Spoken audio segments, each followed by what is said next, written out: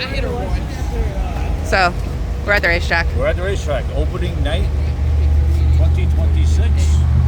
Good field of cars. I gotta be really close so you can hear you over the race car noises. Ah, well, that's a good thing. Nobody wants to hear me talk. No, we're gonna. There you go. But no, opening night. Get ready, all checked in. Good field of cars. Looks like the sky's opening up. Clearing, not closed. And yeah, check in later. Yep. Up to a good start. Come on. Ciao.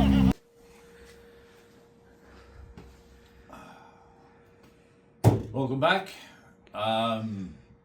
Race recap from opening night at Riverhead. Under threatening skies all day long. We did get a full card of racing in for everybody. We had 29 cars. Something like that. Registered into our field for the Legends. Pretty good number. A lot of experienced guys, mid-tier guys, and beginners. Technical difficulties made it a little chaotic at the racetrack. Some of the systems weren't fully up and operational yet. So the lineups, and there was a little bit of confusion, but it should be all sorted out. They do their best with what they have. Again, hats off to all the crew at the track, officials, as it was in our drivers' meeting, is that we have to work together. Drivers, competitors, track management, officials, listen, it's hard enough to run a business, let alone a sports venue as a racetrack in today's economic world. I'm just happy to be a part of it. Again, our goal is to have fun, put the car back up on the trailer in one piece for the most part, and come back out the next time. That being said, it's good to get back behind the wheel and race with these people. Practice was, let me see how I can put this. Congested? I didn't have the best practice sessions. It was more of me. In our practice, we have so many cars, we'll usually get like 10 cars out at a time. And depending on when you go out, who is in your practice rounds with you, it kind of gets if you have a bunch of good clean laps you can get out there, or you kind of like catch somebody and you get stuck behind them because you really don't want to go race them hard, and some of the newer people out there aren't fully aware of the procedure, the unwritten rules of practice. That being said, I'm not pointing fingers. Everybody's got to learn like we did. Yeah, it's the general spacing on the track just needs to be... Everybody likes to be on top of each other for some reason, and they don't know how to... I don't go around people. I don't like to do that, but I try and get as close to I can if some guy I know is faster than me, so I can follow them to see where I'm gaining, losing, maybe a different line into the turn.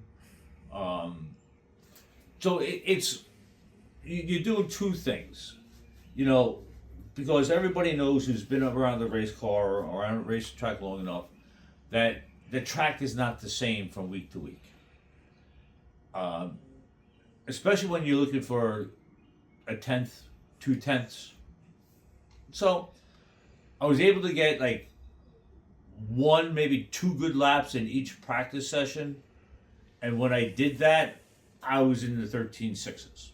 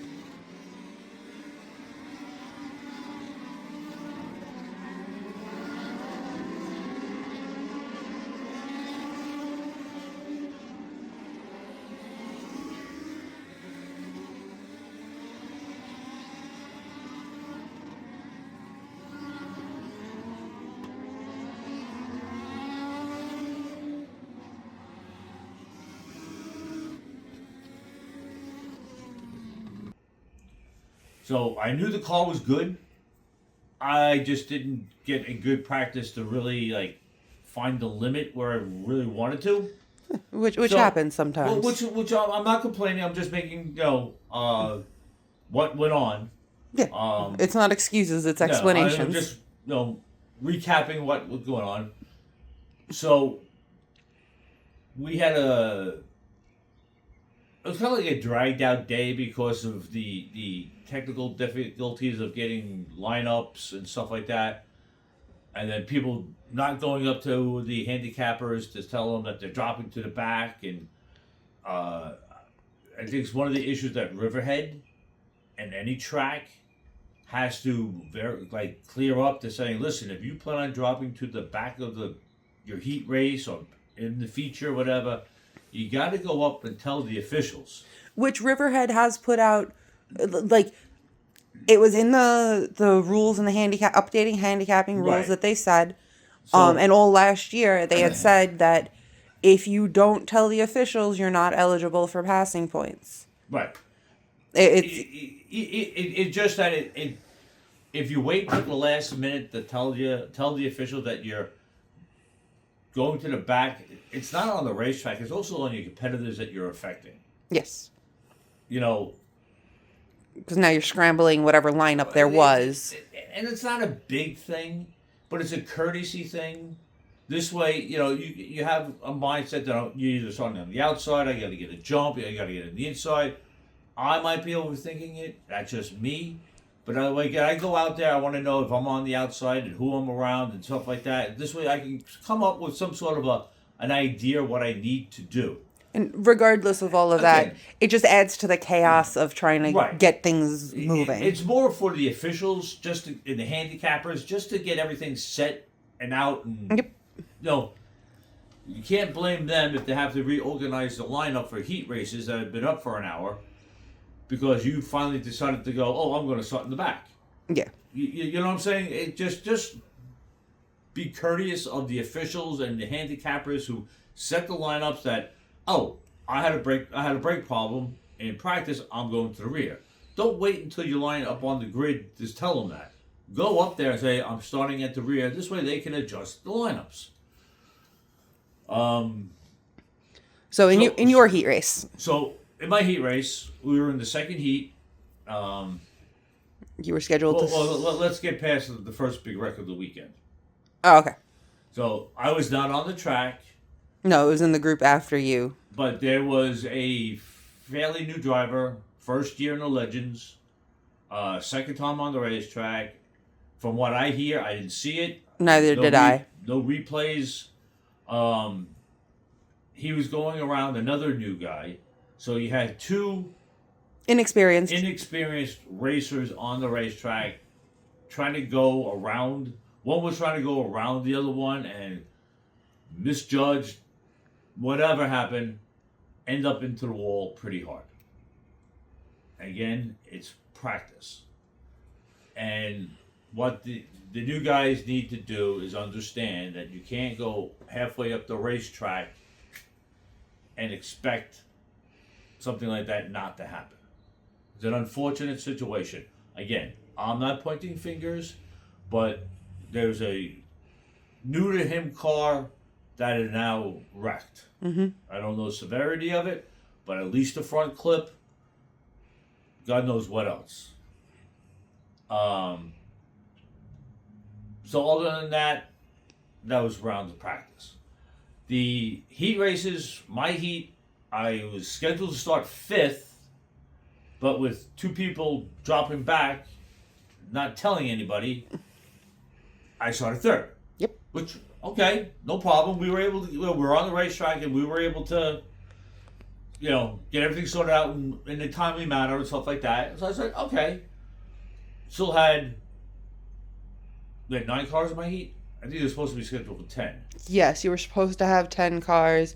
I think we did have 10. No, because 16 was supposed correct. to be my heat. He Decided I think not to race anymore after the incident with the 37. after practice. the round of practice. So we had 9 cars. Taking the top 8, Yes. no consi, so we had the under 30 to begin with. So I said, all right. I'm looking at my lineup. I was like, all right, I should be able to finish in the top 6, 7. So I started third. Had a good launch. Not the best. I still got to get better at that. But it kind of leaned out because the guy started in fourth, kind of dropped back right away. So I was able to get up top, run my line. So for about 7, 8 laps, Something like that. I was hanging with the front two in third. Even got a call out on flow. So I did have speed. The car was very racy. So I did fall back to fourth after the old times winner in our Legends division and a past champion got around me. Wasn't he a multi-time champion? Yeah, whatever. He's a multi-time track champion in multiple divisions out there. Yeah. So So I'm not, and he got around me. Yeah. Clean, no problem. Didn't knock me out of the way. Had no problem. So not good times. It's not unexpected that he was going to pass you. It's not like I got past somebody that was slower than me or something like that. And then the last 2 laps, I was holding off another young competitor, good guy, good car, fast. I was able to hold him off. I tried to give it away, but I held on, and I finished fourth. Yes. Which was an extremely good run for me. This one was a well-deserved fourth place. Even though I did lose one spot, it was a hard to somebody that you just tip your hat to and go, yeah, you're better than I am. Yeah, it was a hard fought fourth place. Yes, so very happy, very pleased with that. Now we had a little bit of time after another situation in the third heat. Our friend Kevin Orenberger. There was a green flag going to turn 1. Whether something broke, stuck throttle, straight into the wall. Yep. It's unfortunately that it just wasn't meant to be for him. I don't know where his mind is. What's mechanical? Maybe they overlooked something because they just rebuilt the car from last year's wreck. Or if it was something new, it's an unfortunate situation because you never want to see somebody, a fellow competitor, wreck this early. Night, yeah, opening the first lap of competition, basically. He did run it out in practice.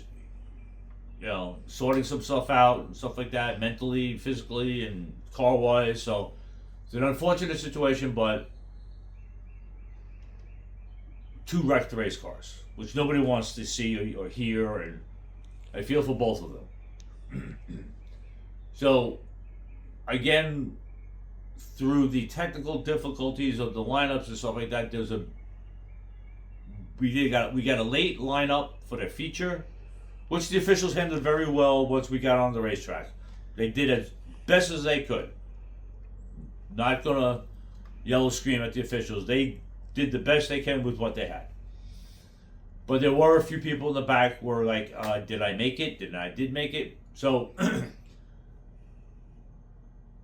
the 3 cars that didn't really the 2 wrecked race cars, unfortunately, and the other one who didn't go for the heat race. So we had 26 cars. So everybody who was running on the racetrack made the feature. Good to see because I hate people going home. But that's our situation because we have so many cars. Yes. Started 16th in the feature on the outside. Not ideal starting spot. And it not that it was 16th, it's the fact that it was on the outside. Outside, yes. Getting any sort of restart on the outside is... And especially that far back. Yeah. There's... People are trying to go 3 wide within 1 lap. Yes. Because the outside groove, if you don't enter correctly, you're losing spots. Yep. You're out in the marbles and... So I've kind of fell back to like 20th. I don't think you actually ever were as far back, not registered. I but don't know. 18th, 19th. 19th. I was always in that area. Yeah. Keeping pace, trying to pass people, but there was a couple of people that I know their side door better than their rear bumper that were in front of me. I don't know, like, they're young, they're learning. It's just that the track was a little weird. It's opening night. Yep. So I'm not protesting anything. I'm just stating facts. And I'm still at the point where I don't want to wreck my race car. Yep. Our goal is always to make the feature, and whatever I can get out of it, I can get out of it. That being said, the few restarts that I did have, the start of the race and 2 or 3 after, I was always on the outside.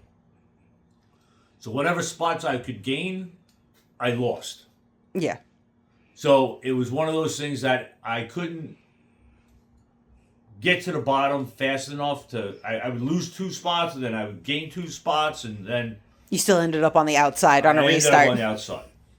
So we finished the night in 19th, which is good for us. Yeah, because I will add in. He was the last car on the lead lap, but nowhere near in danger of going a lap down.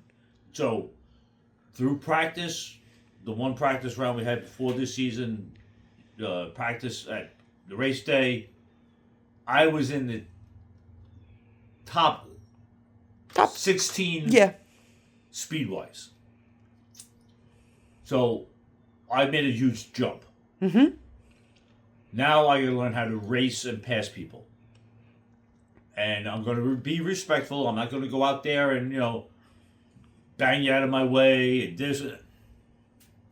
I know how everybody works, how hard everybody works, how much these things cost. The last thing I want to know is I don't want to repair my fenders, my front end, and I don't want to ruin somebody else's fenders.